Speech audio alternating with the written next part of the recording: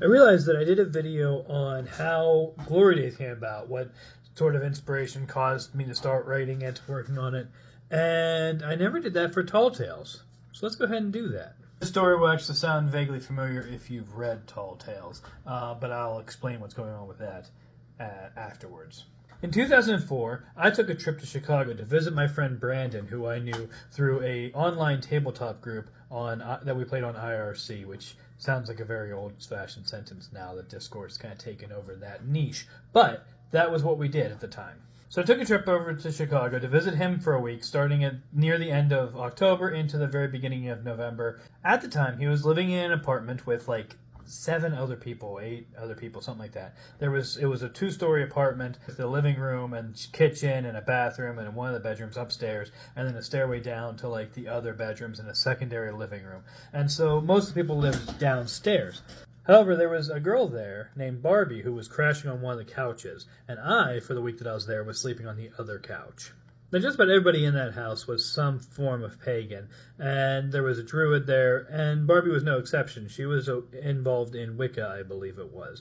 And so we were hanging out, and me and Barbie ended up getting along really well. And over the course of this week, a few different supernatural things happened, one of which involved her trying to reach out and contact a ghost that was haunting the upstairs bathroom, and me having a direct encounter with that ghost. Now, nothing much came of that. We talked about it. We tried to work out some way to maybe do something about it.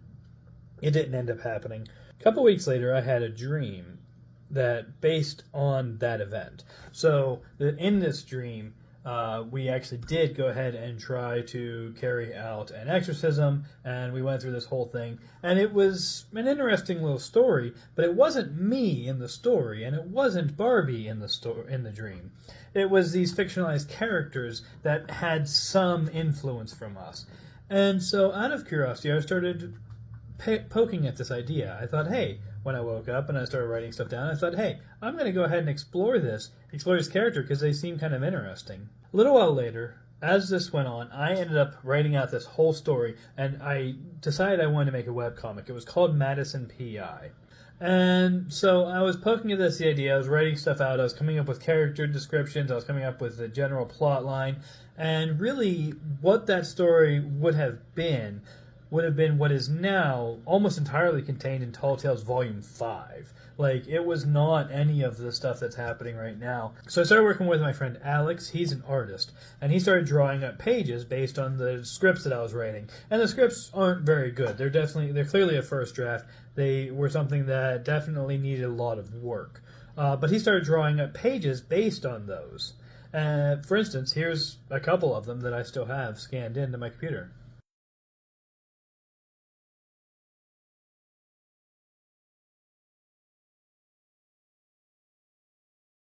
So we kept working on that. We kind of came up with some ideas. We played with it. We worked out the plot. We came up with more details. We fleshed out some of the characters. We didn't end up ever posting it. It didn't get far enough for us to start posting it. We wanted to have a fair bit of the text done before we start posting it, and we never got to that point. Ultimately, he moved away from the area. I moved away from the area. We didn't talk for a number of years, and so I just kind of took all of my notes, all the stuff that I had originally come up with, and all of the characters that I developed, and tried to pick out anything that would be like identifiably his, something that really I didn't have claim to. I tried to pick anything like that out and then take whatever I had left and kept playing with it, kept exploring it. And as I started fleshing it out and as I started kind of detailing it more, I realized this is going to be a much larger story than I had originally planned. But I was nervous about actually making it. I was concerned about putting this stuff out on the internet and having it be available and having people start interacting with it. I wasn't sure that I was really ready to do that. In 2015, though, I was convinced, thanks to a pair of documentaries, to start just making something and putting it out there. I debated at the time whether I was going to do Madison P.I. or if I wanted to start exploring a different story that I was working on called Fatebound. And what I ultimately decided was that Madison P.I., which was becoming much larger than just about Madison, was something that I really wasn't ready to do yet. And so I set it aside to continue kind of planning and thinking it through, and I started making the webcomic Fatebound, which I did for a couple of years, but then I couldn't keep up with, and I ended up putting it on hiatus, and it's still there. You can check it out. Actually, if you like, you can go to this website and read what's there now. And so all of this kind of started to come together around 2018. And by December 2018, I started writing the book and publishing sections, bits of story, on the website. But the big thing is that ultimately this is where Tall Tales comes from, is this supernatural encounter and a number of others. In fact, there's a lot of things throughout the books of Tall Tales that are personal experiences with the supernatural that I am putting into this fictional narrative. And there's a few different reasons that I did that, but the big idea here is that there is one narrative, there is one big story that all of these things fit into that is fictional. The whole encounter between Madison and Hecate, all of this stuff with Father Benedict de Monte and the cult and all this other stuff, all of these things, this big picture ideas, are all fiction. But the stories themselves, the short stories that happen within that narrative, some of them are true, and there's a veneer of fiction over them, and some of them are more fictionalized than others. Born of Water, the first story in the book, and the story that basically introduces Madison and Jackie, you'll notice, does have a lot of similarities to what actually happened. Most of the major beats of that story really did happen. The climax didn't. That's part of the fictionalizing it to fit into the larger narrative. But a lot of the other beats really did.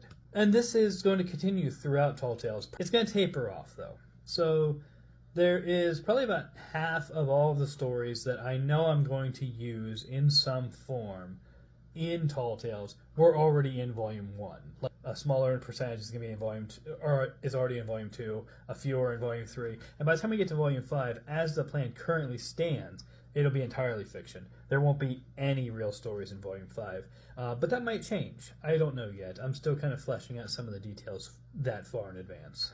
But yeah, that's where Tall Tales comes from. It's a blend of real-life events that have inspired this story, and a blend of that and fiction. So yeah, that's the origin and source of Tall Tales. I hope you enjoy it. You can read more and check out the whole story here at talltalesuf.com.